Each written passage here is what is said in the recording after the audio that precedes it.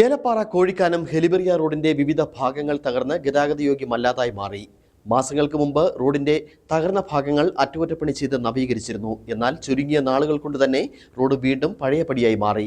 KSRTC സ്വകാര്യ ബസ്സുകൾ ഉൾപ്പെടെ സർവീസ് നടത്തുന്ന റോഡിനാണ് ഈ ദുർഗതി.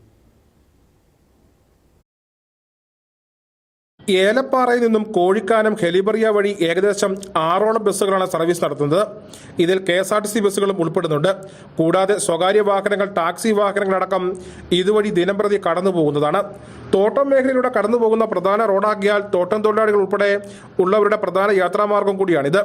2019 PMGSY പദ്ധതിയിലാണ് ഈ റോഡ് ടാറിംഗ് ചെയ്ത് നവീകരിച്ച് നൽകിയത്. ഇതിനുശേഷം തകർന്ന ഭാഗങ്ങൾ പലതവണ അറ്റകുറ്റപ്പണികൾ ചെയ്തു. തുടർന്ന് മാസങ്ങൾക്ക് മുമ്പ് ഈ റോഡിന്റെ വിവിധ ഭാഗങ്ങൾ ടാറിംഗ് ചെയ്ത് നവീകരിച്ചിരുന്നു. എന്നാൽ നാളുകൾക്കുള്ളിൽ ഇത് വീണ്ടും പഴയപടിയായ സാഹചര്യമാണ്. ഒരു 10-15 വർഷമായിട്ട് ഈ റോഡ് മൊത്തം പോയി കിടക്കുകയായിരുന്നു. ദയനീയ മോശമായി പോയി കിടക്കുകയായിരുന്നു. ഇപ്പോൾ 5 വർഷമായതേ ഉള്ളൂ ഇത് ടാർ ചെയ്തിട്ട്. ഒരു 2 വർഷം ചെറിയ മെയിൻ്റനൻസ് ചെയ്ത് ഓടമൊന്നുമില്ലാതെ റോട്ടിൽ കൂടെ തന്നെയാണ് വെള്ളം പോകുന്നത്.